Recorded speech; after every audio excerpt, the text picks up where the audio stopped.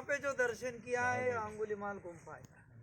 ये अंगुलीमाल के लिए जो निवास स्थान बनाया था रहने के लिए भिक्षु के लिए, वो निवास स्थान को हमने प्रदक्षिणा किए है। ये जो है यहाँ पे ये पूर्वाराम है। मिगार माता विशाखा ने जो पूर्वाराम बुद्ध विहार बनाया था भिक्षुनी संघ के लिए, ये राजधानी के पूर्व दिशा में है और इसके लिए इसको पूर्वाराम विहार कहा गया है। मिगार माता विशाखा ने तथागत को पूछा, तथागत मैं कुछ वर मांगना चाहती हूँ। तथागत ने कहा, विशाखा तथागत वर नहीं देते, आपको जो कुछ बोलना है वो बोलो। मिगार माता विशाखा ने कहा, तथागत मैं मेरे लिए नहीं, एक धम्म के लिए वर मांगना चाहती हूँ। तथागत ने कहा, ठीक है बोलिए। तथागत वचन नहीं देते किसी को और तथास्तु भी नहीं बोलते किसी को। तथागत ने कहा, ठीक है। तभी मिगार माता ने कहा, मुझे अनुमति चाहिए कि श्रावस्ती नगरी में जितने भी भिक्षु आएंगे उनको मैं खीरदान करूँ। खीरदान दोगी, नाश्ता दे देगी सुबह में। दूसरा उन्होंने मांगा कि यहाँ पे जितने भी भिक्षु आएंगे उसकी दवाई औषध वो व्यवस्था मैं करूँगी।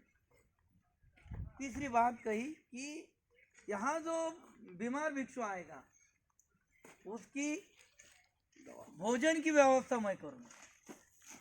और चौथी बात, वो बीमार भिक्षु के साथ में जो रहेगा सेवक, उसकी भोजन की व्यवस्था मैं करूँगी। तथागत ने कहा, ठीक है विशाखा, आप जो कह रही है तथागत की इसको सम्मति। सभी भिक्षुओं ने साधुकार दिया। तभी तथागत ने पूछा, विशाखा आपको ये बातें ये सब करने से आपको क्या चाहिए या आपको क्या मिलने वाला है, काय के लिए आप करती है? तभी विशाखा ने, मिगार माता विशाखा ने जो कहा कि तथागत आने वाला भिक्षु उसकी नाश्ते की व्यवस्था यानी खीर दान की व्यवस्था, बीमार भिक्षु की भोजन की व्यवस्था, रहने की व्यवस्था, उसके साथ में जो सेवा करने वाला होगा उसकी व्यवस्था, और यहाँ औषध की व्यवस्था, दवाई की व्यवस्था करूँगी। वो भिक्षु का निर्वाण होगा। निर्वाण होने के बाद बहुत सारे भिक्षु उनकी अस्थि लेके आते हैं। वो निर्वाण जो भिक्षु होगा उसकी अस्थि लेके आते। तथागत वो अस्थि को सामने रख के बोलते थे कि ये श्रोतापति अवस्था में गया। श्रोतापति, सकृतागामी, अनागामी और अरहंत, ये चार पद बौद्ध व्यक्ति या बौद्ध जगत या हम सभी लोग जो भी प्रयास कर रहे हैं, कई लोगों का अलग अलग जीवन का टारगेट रहता है, एक माध्यम रहता है, एक पॉइंट रहता है कि हमें जीवन में क्या हासिल करना चाहिए। कोई लोग दान धर्म दक्षिणा ये वो करते हैं तो कई पुनर्जन्म अच्छा मिलने के लिए या दूसरा कुछ कुछ हासिल करने के लिए।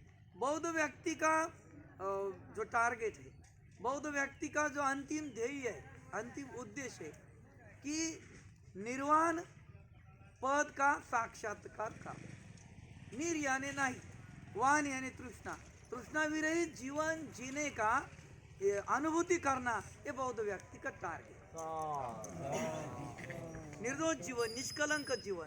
और तथागत वो कहते हैं कि ये भिक्षु श्रोतापति हो गया, सकृतागामी हो गया, अनागामी हो गया, अरहंत हो गया, तो मुझे सुन के आनंद मिलेगा कि ये भिक्षु ने कभी न कभी मेरे हाथों से खीर दान का स्वीकार किया होगा, ये भिक्षु ने कभी न कभी मेरे हाथों से औषध लिया होगा, ये भिक्षु ने मेरे हाथों से कभी न कभी मेरे यहाँ भोजन लिया होगा। तो वो निर्वाण में, वो अवस्था में, वो सकृतागामी, अनागामी, अरहंत पद जाने के लिए मेरा थोड़ा सा कुछ भी तो हिस्सा है, ये सुनकर मुझे आनंद मिलेगा और इसके लिए मैं ये सब कर रही हूँ। तथागत ने भी इस बात के लिए, मिगार माता का इस विचार के लिए तथागत भगवान बुद्ध ने भी साधुकार किया कि ऐसे अगर निर्दोष और बहुत ही लंबा का विचार करने वाले उपासक हो गए तो मेरा धम्म कई सालों तक चलेगा। तो इस हिसाब से ये मिगार माता विशाखा ने ये पूर्वाराम को बनाया है। इसको हमने वंदन किया है। फिर से एक बार वंदन करके एक फोटो निकाल के हम यहाँ से चलते हैं। जय भीम, नमो बुद्धाय, जय भारत। एक फोटो एक वंदन करके बुद्धं धम्मं नमामि, संघं नमामि। पीछे